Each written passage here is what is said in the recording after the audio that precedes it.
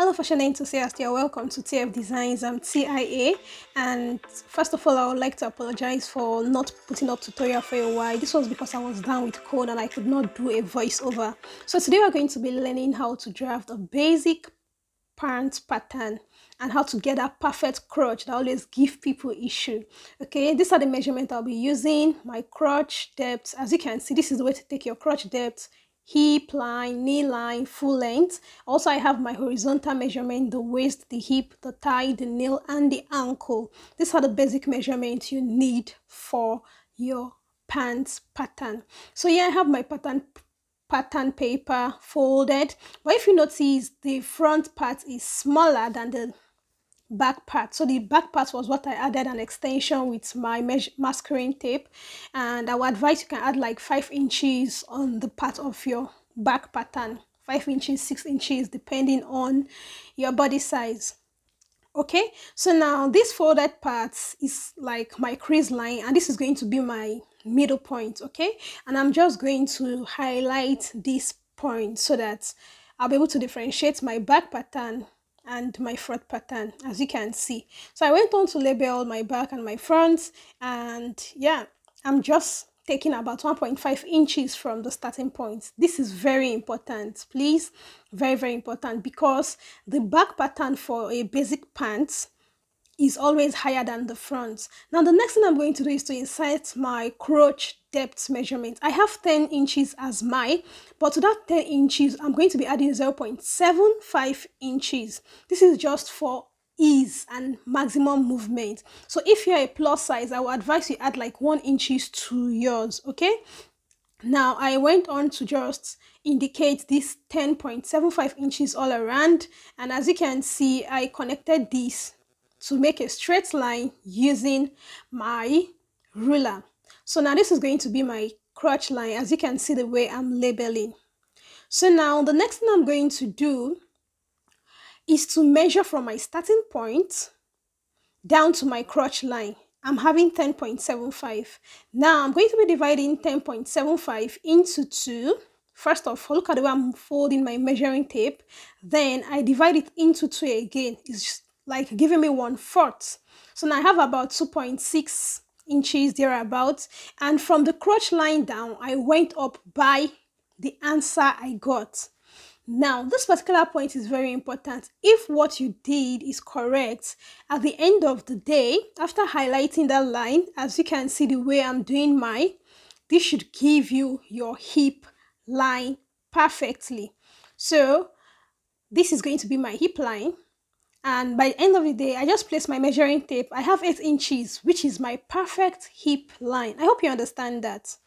Okay, now having have the hip line and the crotch line, the next thing you're going to do now, okay, is to put in your full length. So as you can see, I'm moving my pattern paper bit by bit, ensuring my measuring tape is stable. So for my full length here, I took 37 inches, depending on what you want, how long you want your pants to be. So this is like 37 inches, and I'm just indicating that point so that I'm going to know where I'm stopping whenever I'm done with the upper part. So now this is going to be my full length for my pants pattern. I hope you understand this. Okay, so the next thing I'm going to do at this point is very important, and I would like you to pay attention. So now you can see I'm just highlighting that middle line to meet up with the full length line on the lower part.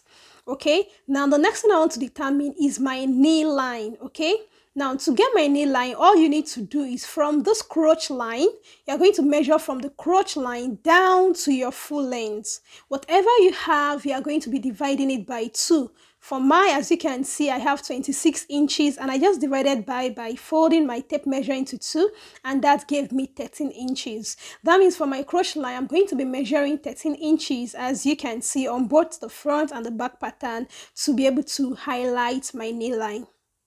So if at this point you're enjoying this tutorial, please don't forget to subscribe. Don't forget to turn on your notification bell so that when I post new videos, you get to see them. I post videos every week, 4 times a week. Okay, now at this point, the next thing you want to do is to label knee line, and that's just it. So now what I'm going to do now is to go to my horizontal measurement. As you can see, my hip measurement is 37 inches. 37 inches divided by 4 inches, it gives me 9.25. So now I'm going to be going over to my crotch line and I'm going to be indicating that 9.25. Look at the point I'm starting. I'm starting from that middle line, that crease line in the middle. Okay, I indicated my center front and center back because this pattern will be cut on fold. So now, as you can see, I started from that point to be able to have my 9.25, which is my hip circumference divided by 4. I indicated this line on the hip line and also on the waistline. After doing that, the next thing I went on to do was to connect this together to give me a straight line. Also repeated the same process at the back pattern so that I can have the same thing on the front and on the back, as you can see.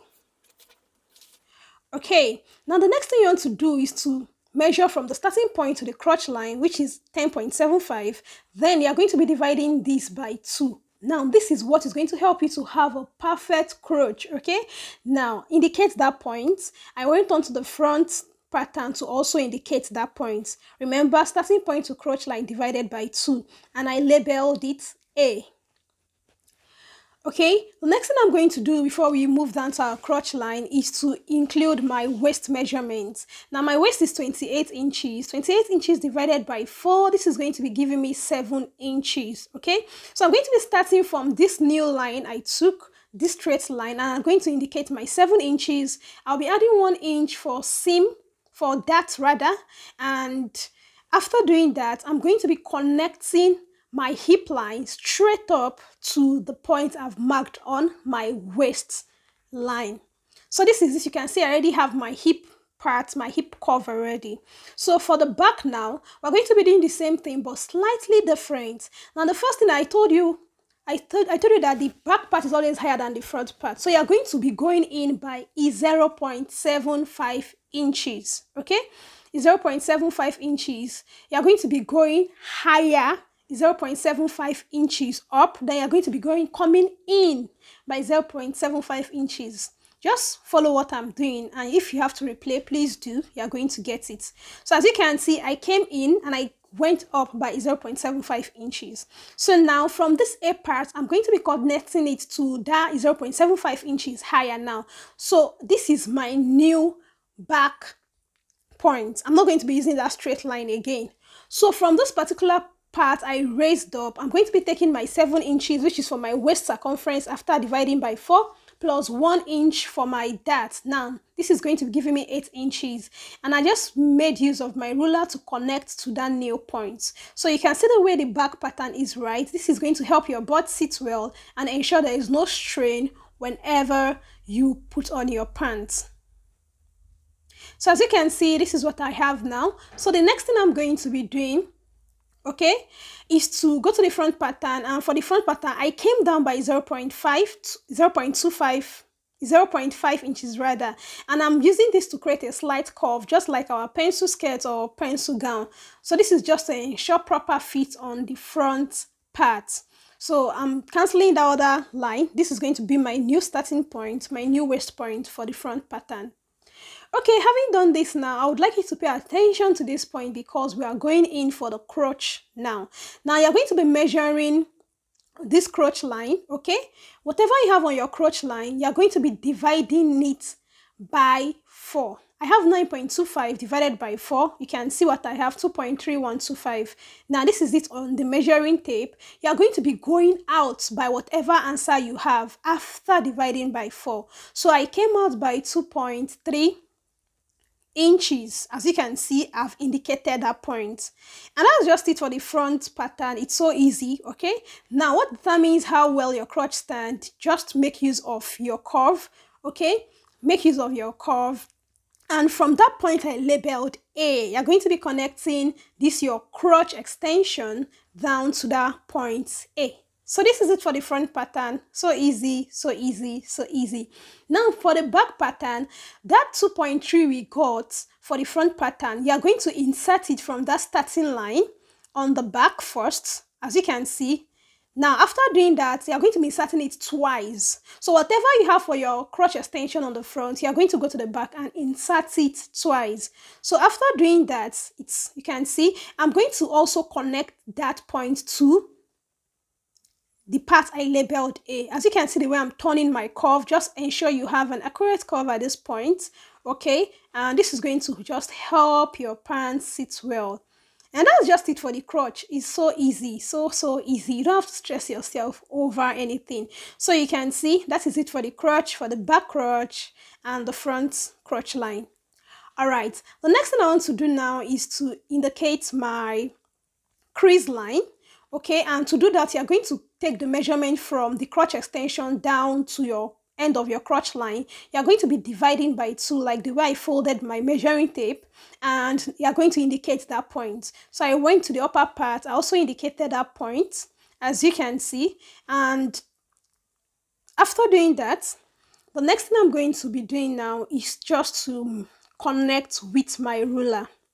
Now this line is very important because on this line, you are going to be inserting some measurement, okay? It's going to be your middle point for many measurements. So as you can see, this is it. On this line also, for the front pattern, I'll be inserting my darts on it. My darts, I'm taking 0.5 inches on both sides, and the dart's length is about 3.5 inches. So that's my dart over there.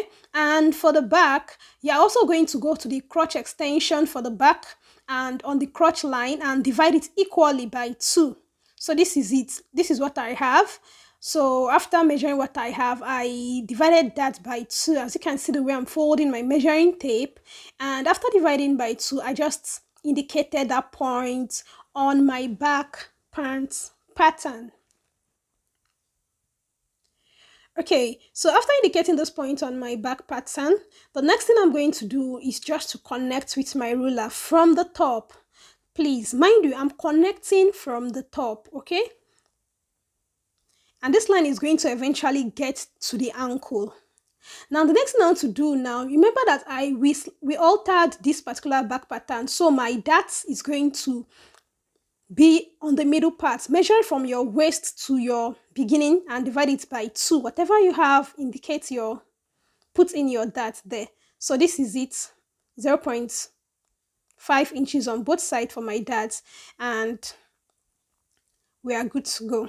So as you can see, my dart is not on the same line as my front pattern. Okay, so now the next thing I'm going to do is just to connect this line, this middle line, down to my nail, and from my nail down to my ankle.